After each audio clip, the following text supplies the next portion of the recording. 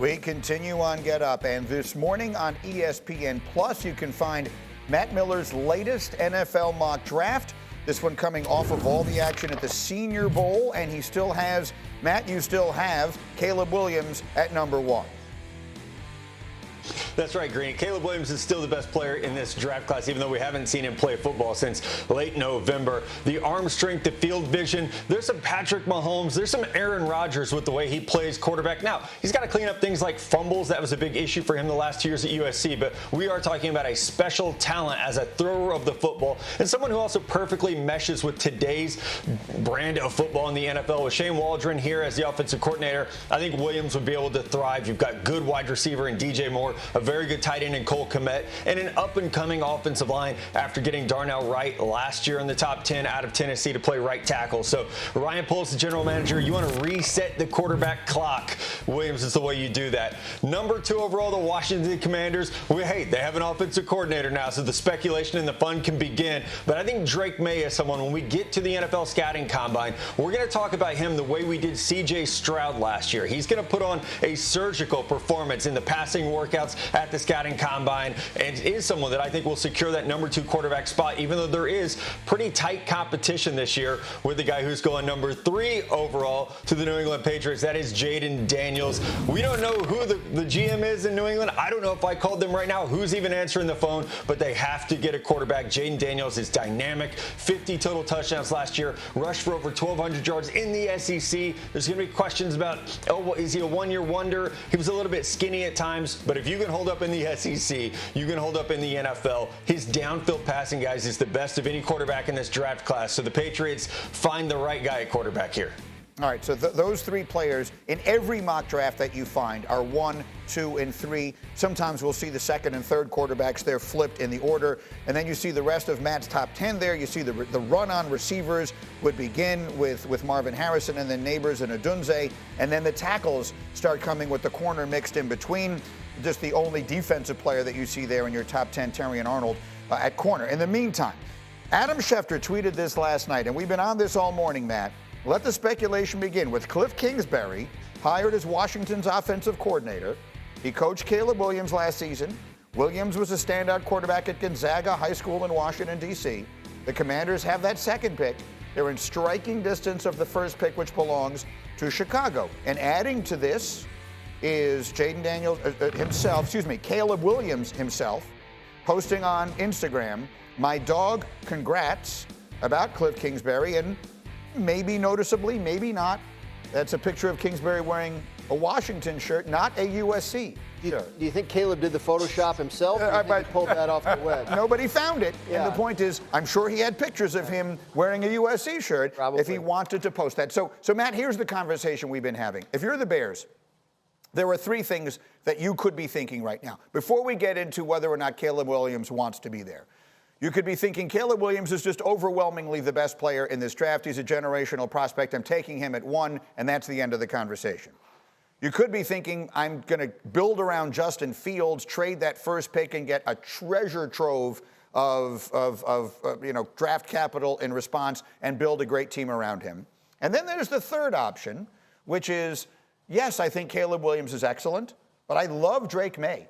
Or I love Jaden Daniels, and I would be just about as happy getting that guy at number 2. So I'll move back a spot and add a bunch of other things to the draft. So my question for you, Matt, as the draft analyst is, could you see any way to legitimize that feeling that May or Daniels are close enough to Caleb Williams that you could say, you know what, I'd be just as happy getting that guy?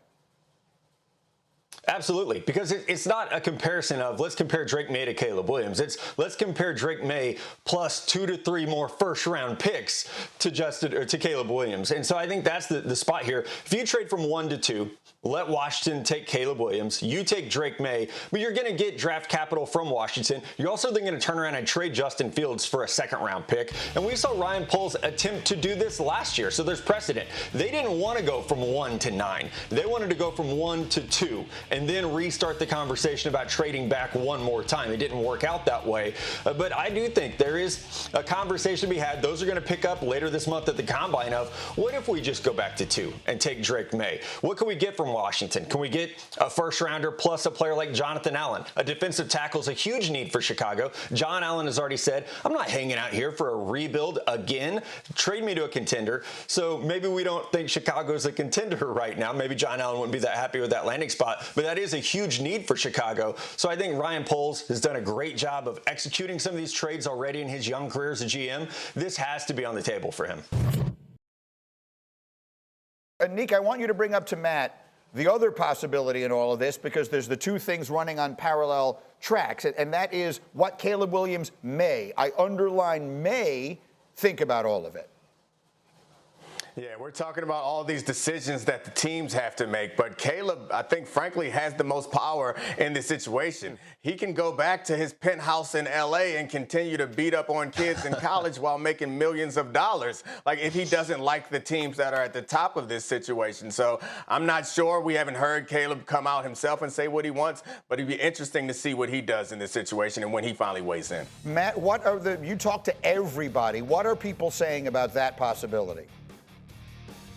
I would say it's something that lives a lot more online and on television than it does in NFL circles right now, but it's worth noting, Caleb has not officially hired an agent to handle his contract right now, his rookie contract. His dad is very involved in the process, so there's not an agent right now that I can call up guys and say, hey, how does Caleb feel about Chicago? You know, they have nice penthouses downtown in Chicago. Would he like one of those too? So there's not that point person right now. So it will be Caleb and his family communicating with the Chicago Bears. But I know, like, Ryan Poles is a young, very charismatic general manager. I could see how he and Caleb Williams would hit it off. And to sell to him, you can bring football back to Chicago. We haven't been good here in a long time. You could bring football back to Chicago. Whereas with Washington, we've already seen Ben Johnson maybe get cold feet dealing with the Washington Commanders. So we can't just pretend like because Caleb's from the suburbs of Washington, D.C., that he wants to go to that organization that has also had its fair share of issues. Obviously, new ownership there, new general manager in Adam Peters, but neither team is exactly a great situation for a young quarterback. Look, at the end of the day, the way the thing is structured, Domonique, the best team in the league isn't going to be picking number one. You can wait forever, and you're not, by definition, you're not, or you're ridiculously unlikely to be going to a team that isn't bad. So you have to take a chance somewhere, right, Neek? Yeah, I mean, I think the best quarterbacks in football are the ones that start out in good situations. So this is a huge moment for Caleb Williams. And as we talk about all these other ways he can move himself to D.C., the more we think about it, or the more we talk about it, I feel like the Bears is probably a better situation for him, given the capital that they have to help continue to rebuild this line. They have a number one receiver. The only thing that's hanging over the Bears situation is their recent history. Well, their 100-year history of futility at the quarterback position and their recent history and mismanagement of, I guess, the coaching staff around that. That's not pretty, but if you look at the talent and the perspective going forward, I think Chicago actually probably feels like a better situation than Washington for Caleb. Then give Matt Eberflus a contract extension.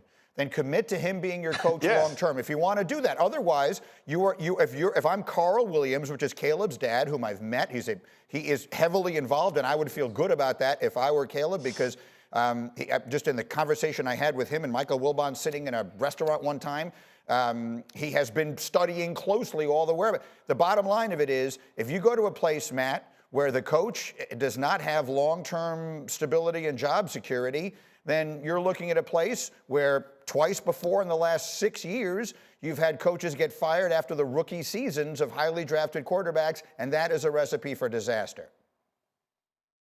Yeah, it's the Bryce Young recipe. And especially where if you go somewhere with a defensive-minded head coach, Matt Eberflus is, you always have to worry about, hey, if I do a good job, my offensive coordinator is going to get hired away, which, teams like Houston and Detroit avoided that this year. But that's always a concern. And I'm sure, like you said, Carl Williams is very well versed in what's going on in the NFL draft and in the NFL world and how that can affect his son. He's learning how this all works. And so I'm sure that is something that they're having those conversations. But I'll reiterate, I have not heard from anyone who is closely connected to Caleb Williams, who said, hey, we don't want to go to Chicago. That speculation has existed even back before we knew the Bears were going to have the first overall pick. It's been out there. I don't know who started it. They've done a fantastic job of putting this into the minds of people. But as of now, Caleb Williams and his family have never said, no, we're not going to go there. I think, in fact, when he declared for the draft, he said he was excited to go wherever he's picked and is looking forward to playing.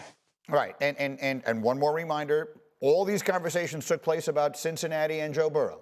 Oh, is he going to force his way out of there? Is he not going to want to go there? And, of course, he has completely rejuvenated, or as you said, just juvenated that entire franchise.